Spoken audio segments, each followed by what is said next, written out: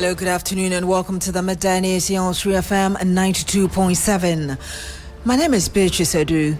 The news is also live on Kesmi 107.1 FM and across the world at 3news.com.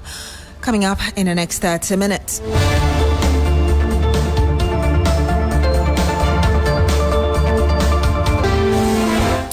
Relatives of victims of a notorious serial killer responsible for the murder of 23 people across 3 regions say justice has finally been served after the High Court sentenced him to life imprisonment.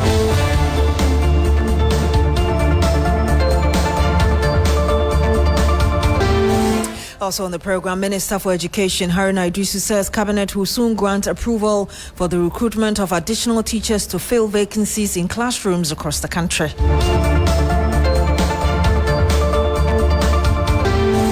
All these and more coming up in the next few minutes. Do stay with us.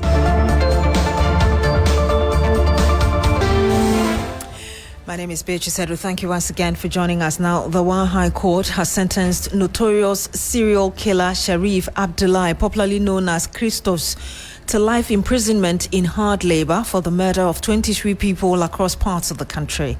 The conviction was handed down on Wednesday, March 4, 2026, by His Lordship Justice Osei Usuentri after the accused pleaded guilty to the charges. The convict admitted to killing 16 people in Wa, 5 in Bole, and 1 each in Banda, Nkwanta, and Bamboy. Sharif Abdullahi was arrested on the 6th of October 2025 following sustained intelligence-led operations by the police. After months of investigations, he was committed by the District Magistrate Court and subsequently arraigned before the High Court on the 4th of March 2026. In court, the accused, who was represented by counsel, pleaded guilty to the charge. Based on his own plea, Justice Osei Usuentri sentenced him to life imprisonment in hard labor. The victim, or the convict, is to serve his sentence at the Nsawan Medium Security Prison. The principal state attorney in the Upper West Region, lawyer Saeed Abdul Shaku, spoke to the media immediately after the court hearing.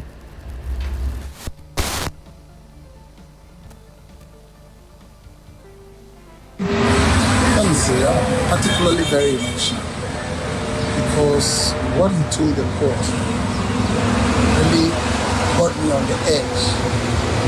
He said that he has not always been like this. It was after he was convicted for 2 years and he came out and people started ridiculing him and making fun of him. That made him so angry and had to take it onto the society. And there are 2 things that are very, very paramount. And we should never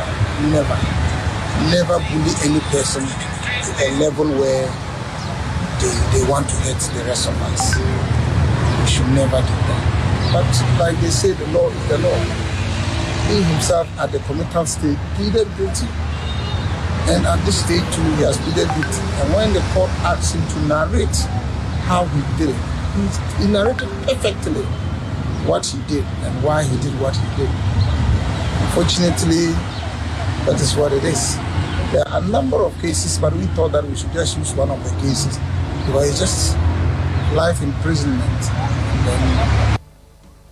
And you heard the principal state attorney in the Upper West Region, lawyer Saeed Abdul Shaku, speaking earlier about the sentencing of the armed robber Sharif Abdullahi, who is alleged to have killed 23 people. Let's speak to Ibrahim Wangara, who is our correspondent there. Wangara, what's been the reaction of the relatives to the murdered individual?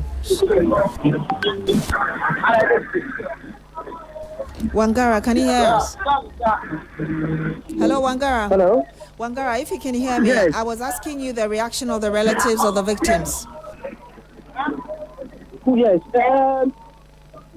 Residents are expressing joy over this sentence because they think that sentencing this person to life imprisonment is going to bring some kind of relief to the Wat Township and then in terms of security because some are pointing to the fact that ever since he was convicted or prosecution was ongoing, The place was, atmosphere was calm. There were no recorded any incident of killings among security personnel any longer. So taking him out of the jurisdiction will bring a lasting solution and some kind of relief to the night security as well as residents in general. So some of the residents have been expressing their view with us. If we can take a listen to what they have been telling us.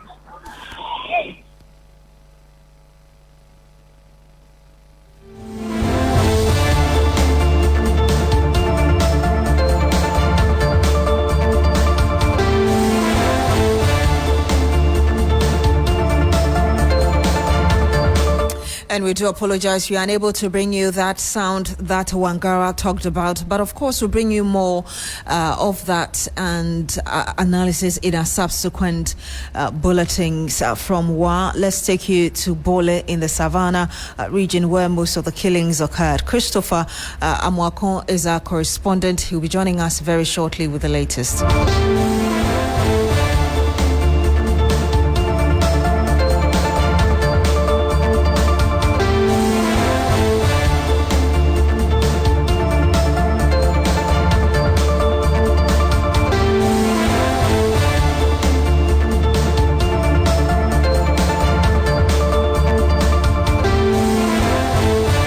I'll bring you more from our correspondent Christopher Amwakon, who is gauging the mood in that area, in Bole in the Savannah region where most of the killings occurred. But some of the residents actually spoke to him ahead of our conversation today. In Bole station, Nana, at first, Fubankiri Kano, Unpana Damo Basna, me Umpapa, Daya Pimba, Kachapone, Kadawafane.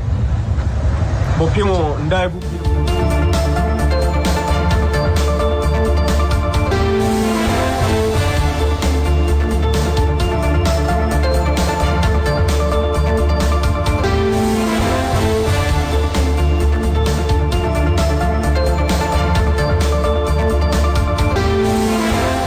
And you're still here on the Midday News on 3FM 92.7. You were listening to a resident of Bole in the Savannah region. Of course, we'll bring you some more on that later. You're still here on the Midday News on 3FM 92.7. Do stay with us.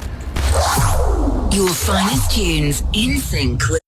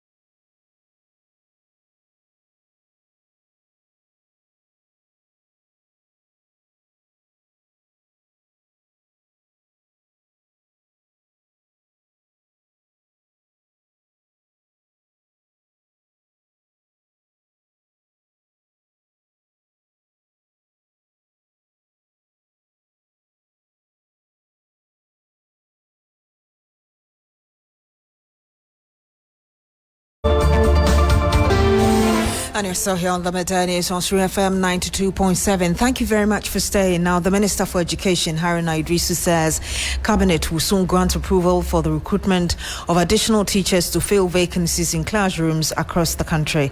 The assurance comes amid mounting pressure from unemployed teachers who are calling on the Ministry of Finance to grant financial clearance for the recruitment into the Ghana Education Service. Currently, there's a backlog of trained teachers from the 2023-2024 and 2024 cohorts who are still awaiting unemployment. The minister says government is aiming to recruit between 6,000 and 10,000 teachers to strengthen the education sector. He disclosed this earlier in an interview on TV3 Midday. You recall that I had announced to the public that if Ghana was to meet its teacher requirement, it will be requiring to recruit about 98,000 teachers. The compensation budget of government cannot accommodate that. But I know that the Honorable Minister of Finance is doing a joint memo with the Minister for Education for Cabinet to give approval for the recruitment of the cohort of teachers from 2023 to 2024. And I know that very soon you have the 2025 added. We cannot take all of them at the same time, but we certainly will absorb some numbers. Minimum, we should be doing 6 to 10,000 to start with in order to respond to the need across the country. And you heard that Haruna Iddrisu, the Education Minister, speaking earlier today in an exclusive interview on Midday on TV3. Now, the Minority Leader, Alexander Apanyomarking, is appealing to the Majority Caucus to desist from displaying placards bearing the image of former Finance Minister Ken Ofori-Atta on the floor of Parliament. His concerns follow strong reservations expressed by the Council of Elders of the New Patriotic Party and the family of Ofori-Atta over the conduct of some majority members of Parliament who were seen holding up placards with his pictures during the State of the Nation address. Here is the Minority Leader raising the matter on the floor of the House. To the extent that the colleague is a junior brother of Mr. Ken Ofori-Atta, a former finance minister of this republic. No court has found him guilty. We can do our politics, but to also print his pictures deliberately. And that day, the whole world's attention was on this chamber. I would plead through my friend, the Chief Whip, to ensure that in future, any such action is curtailed, controlled, or stopped by him, so that this House would get the needed peace. Because, Mr. Speaker, if we don't stop it, a certain precedent will be set. Today, the Council of Elders have summoned me, that marking. What about the caucus? Ken Ofori-Atta, they carried his picture and call him corrupt. What is MPP also doing? I want to assure the Honorable Duke Ofori-Atta, who has persistently, because I was not in the chamber, he still insisted that the family is so concerned that as a caucus, we have not dealt with this matter, and I had to rush into the chamber to make this plea. I don't intend to litigate it, but I am pleading with the Chief Whip and the leadership of the Majority Caucus that enough of Ken Ofori-Atta's name in this chamber and the persecution and the attack on his reputation. He also is a human being, a Ghanaian. He has a wife, he has children, he has extended family, and not the least, he has a brother who is a sitting member with us. And you heard the Minority Leader of Parliament, Alexander Apanyomarking.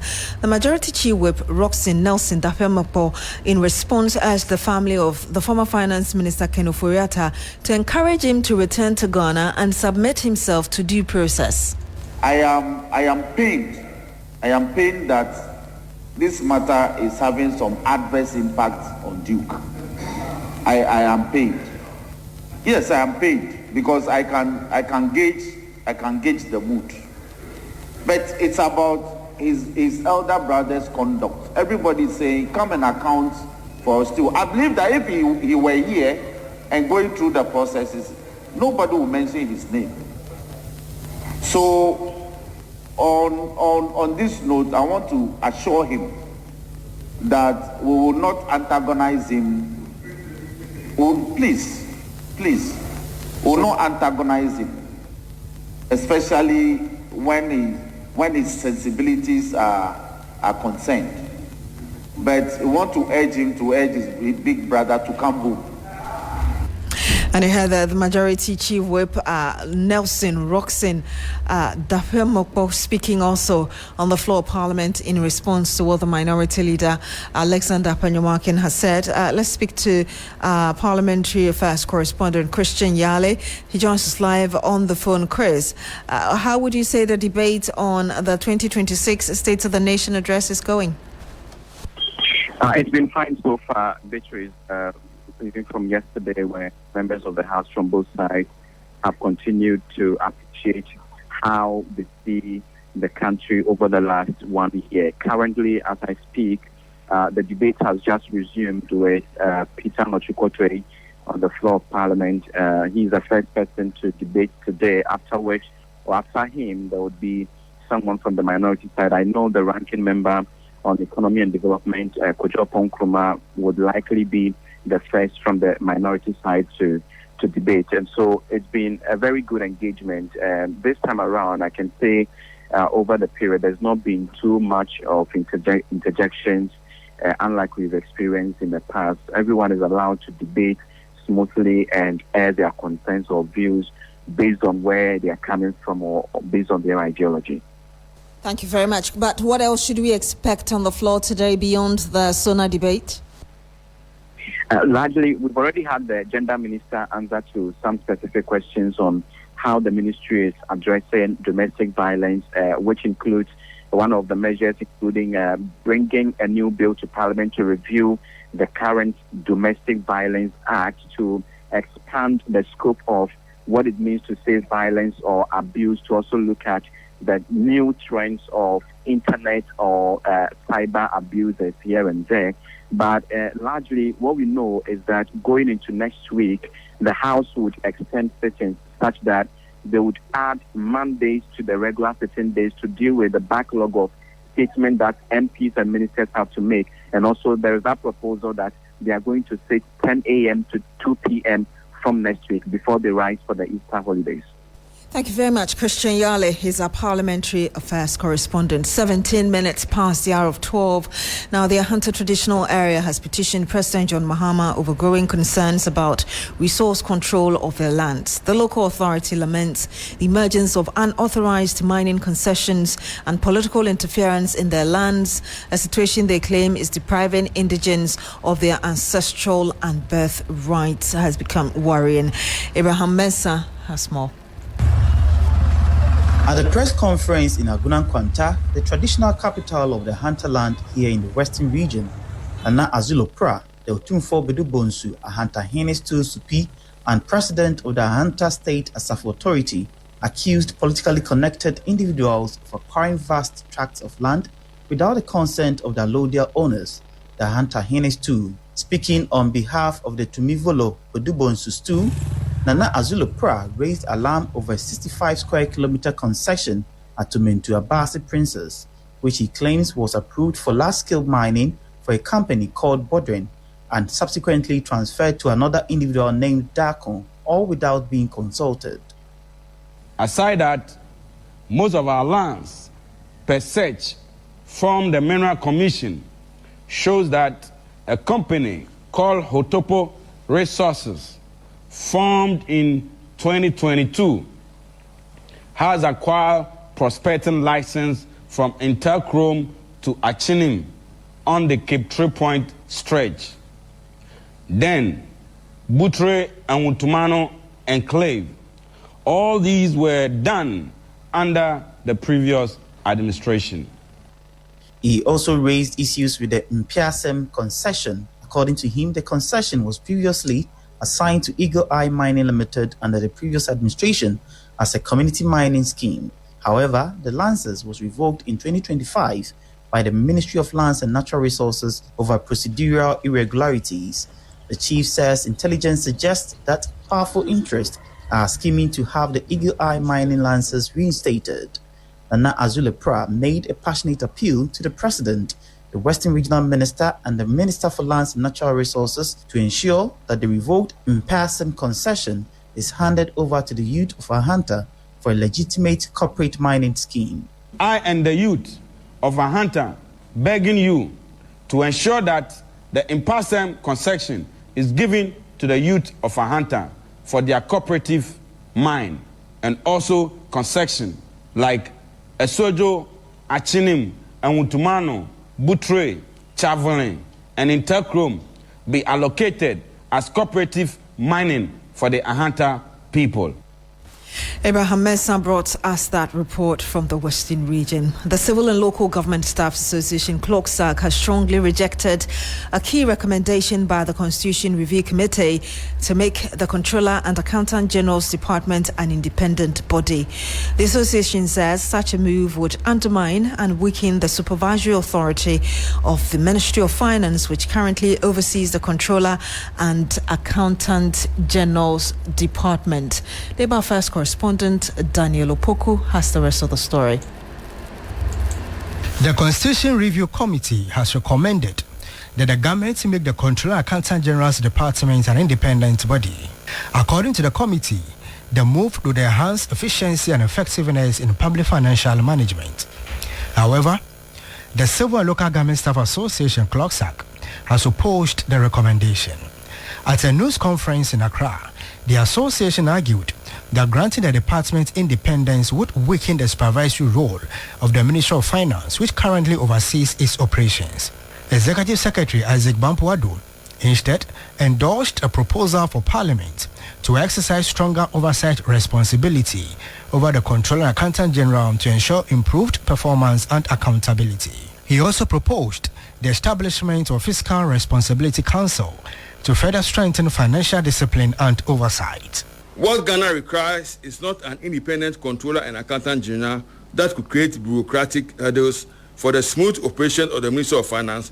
Rather, Ghana requires an independent Fiscal Responsibility Council that would ensure accountability of both the Finance Ministry and the Controller and Accountant General in public financial management.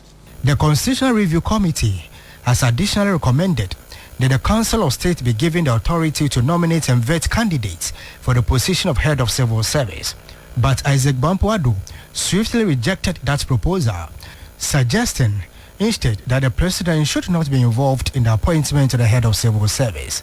The power to appoint persons to hold or act in an office in the public service shall vest in the President acting in accordance with the binding nominations of the Governing Council of the service concerned, given in consultation with the Public Service Commission.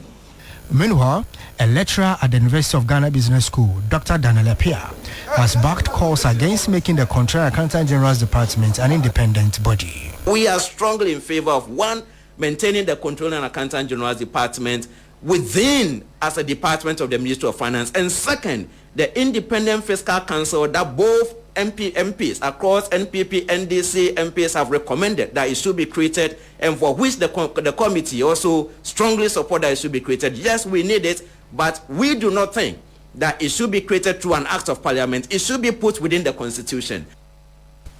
And Daniel Opoku, our Labour Affairs correspondent, filed that report for us. Let's have a quick conversation on this. Dr. Daniel Apia is a member of the committee set up by CLOGSAG to analyse the work done by the Constitution Review Committee. He joins us live on the phone. Good afternoon to you, sir. Thank you very much for joining us. Good afternoon, Beatrice. And good afternoon to our listeners. Doc, what really are your concerns about this proposal to make the Controller and Accountant General's Department an independent body? Right. So, Beatrice, thank you very much. First, let me commend the Civil and Local Government Staff Association of Ghana for getting experts to help them to analyze the recommendations of the CRC. Apart from them, I don't know of any public organization or civil society group that have come out with a position on the content of the CRC report, and so I wish to commend them for this effort. Now, let's go to the substance of the issue in terms of what the CLOGSAG position is. So, one thing that first we need to understand. I'm sorry, Doc, your line is not so clear. We probably will have to call you back just so we can hear exactly what you're saying.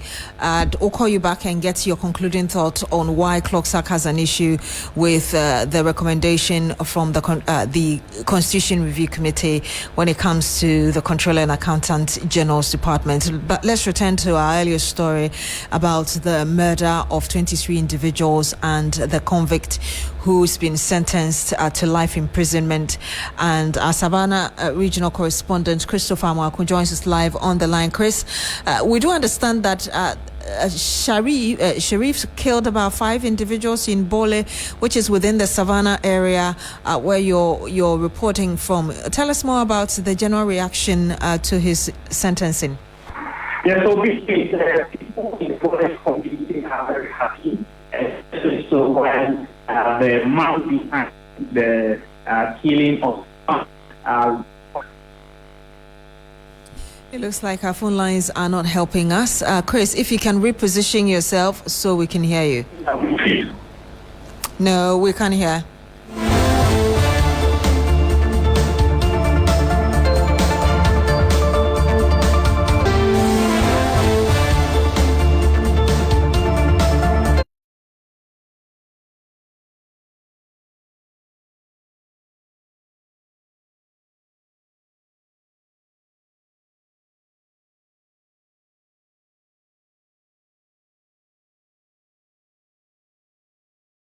So here on the Midday News on 3FM 92.7, let's go back to Dr. Daniel Lapia, who was speaking to us about Clocksack. He's on the line with us, Doc. Hopefully the line is better this time. Hello? Hello, Dr. Lapia. We'll have to correct our phone lines. We do apologize for the poor quality of our phone lines this afternoon.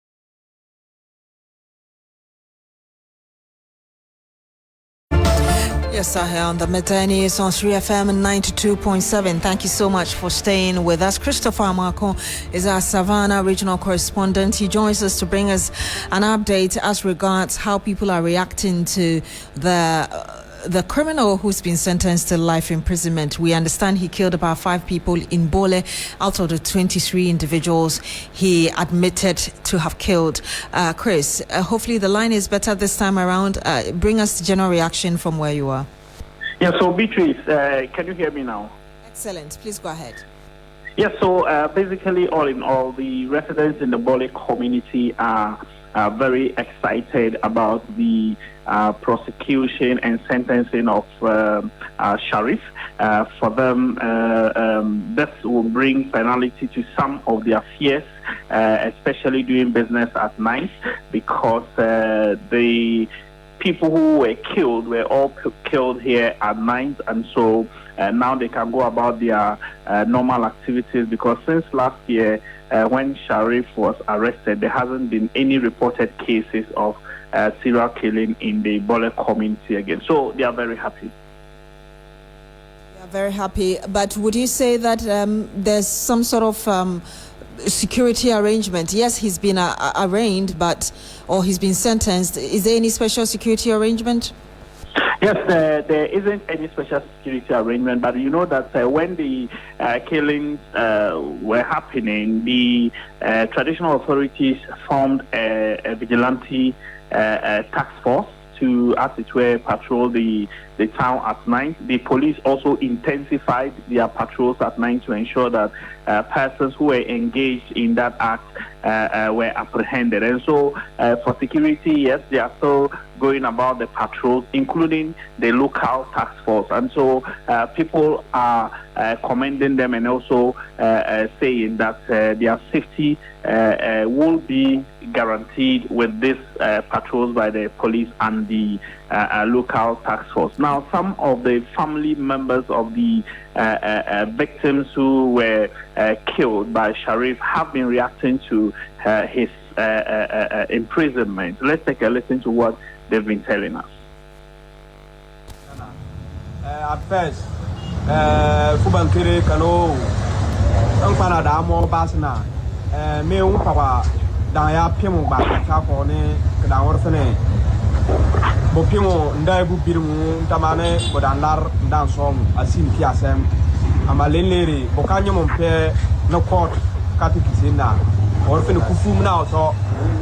Anya Kunti Lar 10, Ayo 12, Bala 1, think to Kunti Kanakamu Fesa. Kumulo Mana, Anyesa, Amuswa, Rokan Kanum Piri, Ne Court Malabata, Mokano Piri, Ebayo, Lobo, Life in Prison, Anyaga, Anyesa Pulo. Parce Momo Anyabata, Ambassador Damtine, and Amo, Nokumuluna, Crown Fakabun Bole, Kufu. Ale ya banso amalili bere okaba nyum pibere kufu na odo baka jail mona ka upaka yoro sangana because kufu da okadina to wo e kama na kada yiki kada oto na anti e hufa kan eboti a yar mo prison bra akumule line so kole kumule line sanyeri because lombo basilibina bolar kadina to Christopher, if you can briefly tell us, our time is up, really what they said in the local language. So basically, Beatrice, what they are saying is that they used to live in fear, they couldn't move about at night, but now they can do so, and that they are happy that the souls of their relatives will rest in peace because the perpetrator has been arrested and prosecuted. Thank you very much, Christopher Marco. He's our Savannah regional correspondent. That's it for the Midday News here on Shri FM 92.7. My name is Beatrice Adu. Thank you very much for joining us. Log on to shrinews.com for more news. Business News is up next.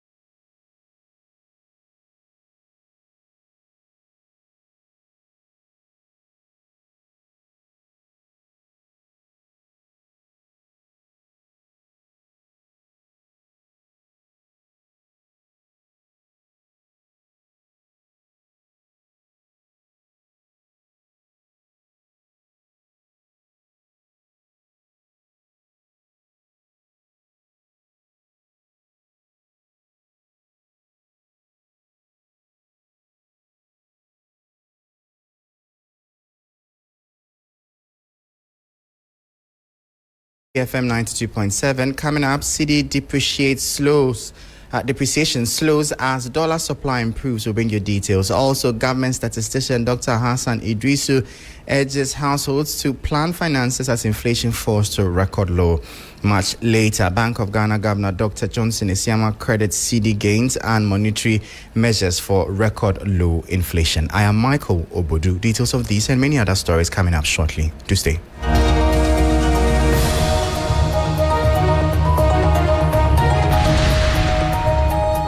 Thank you so much for your time. Straight into our top story. And the cedi's depreciation against the US dollar has slowed sharply in early March 2026, supported by improved dollar supply, reduced foreign exchange demand, and continued intervention by the Bank of Ghana. The local currency is showing signs of recovery after a difficult start to the year, with its rate of depreciation against the US dollar slowing significantly in the first week of March 2026.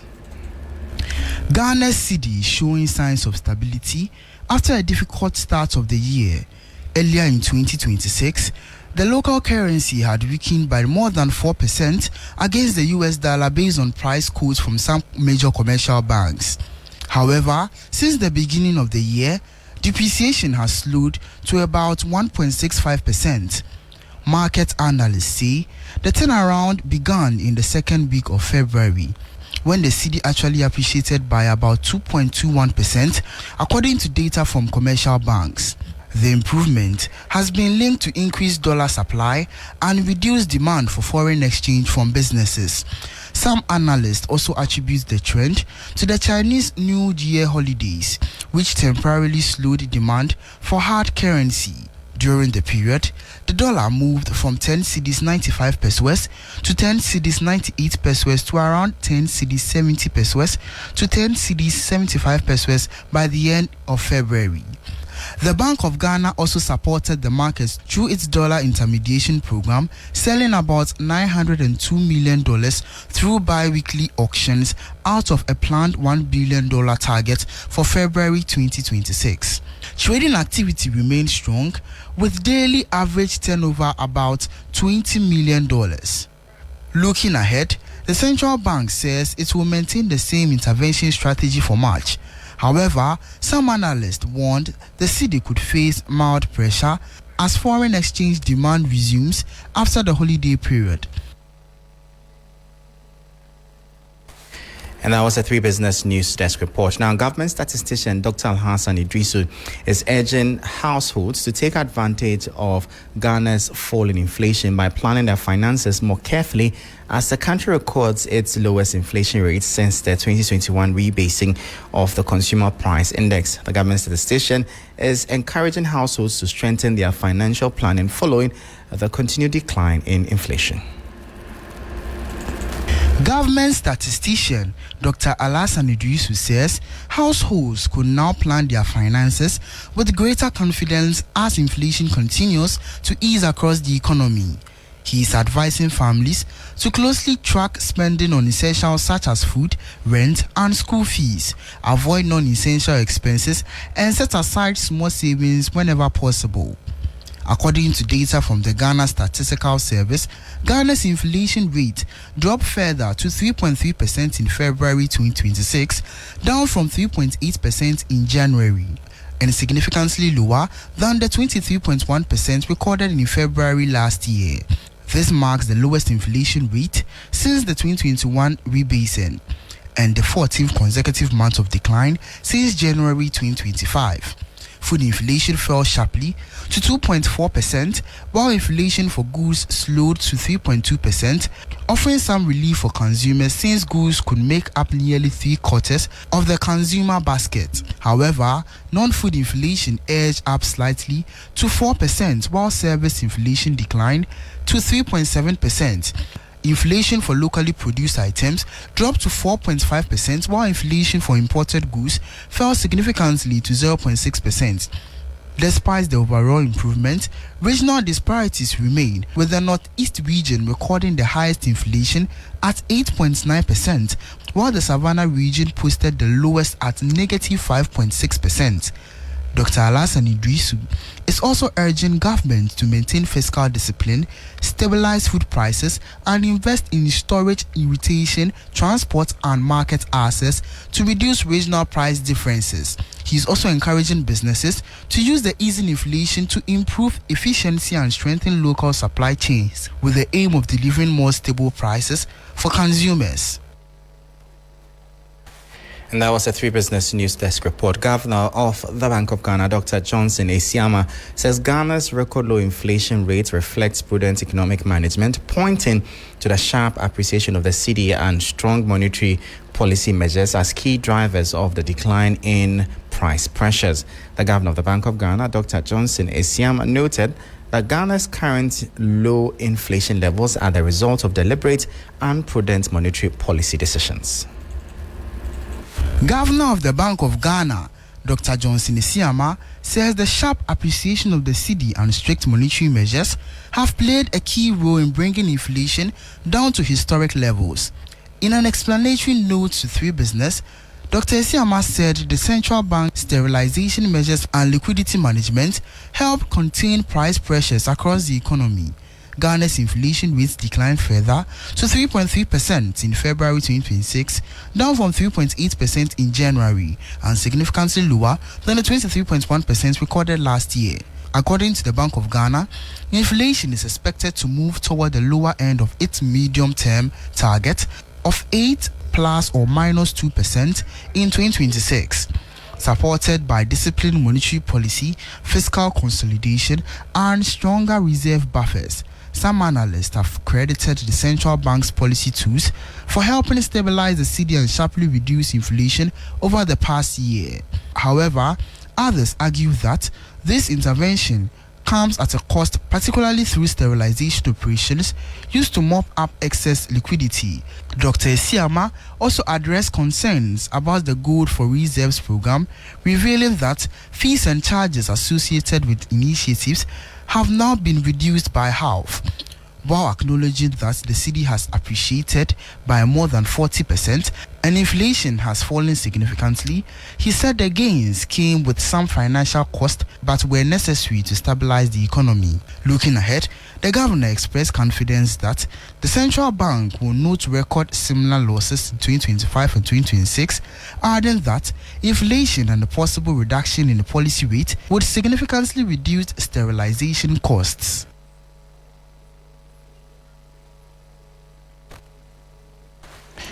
And that was a 3 Business News Desk report. Now, government says access to affordable housing will soon become a reality for many citizens. It says this will be achieved through renewed efforts to complete stalled and abandoned housing projects across the country. Ghana continues to grapple with a housing deficit estimated at about 2 million units. Despite the growing demand, several affordable housing projects have remained uncompleted, raising concerns about successive governments' commitment to addressing the shortfall. At the National Home Ownership Fair in Accra, the government reiterated its pledge to revive and complete abandoned housing developments nationwide. From the outset, government has pledged to complete all ongoing housing initiatives, beginning with the long-delayed projects such as the Saglemi Affordable Housing Project. This commitment signals a determination to finish what was started and to unlock stalled investments in the housing sector.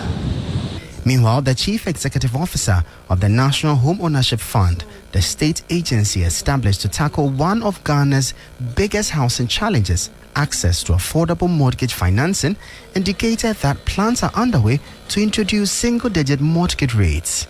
He said the move is aimed at making home ownership more attainable, particularly for low and middle-income earners. Through the prudent management of the economy, interest rates have declined significantly. As a result, the interest rate under the National Mortgage Scheme is projected to hit a single digit.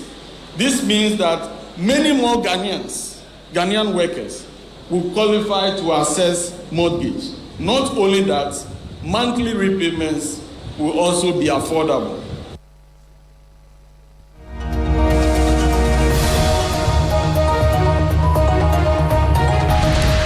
And that's how we end today's edition of Business Daily here on 3FM 92.7. For more stories, please check out our website. It's 3news.com/business. I am Michael Obodu. Thank you for tuning in. As always, please stay safe.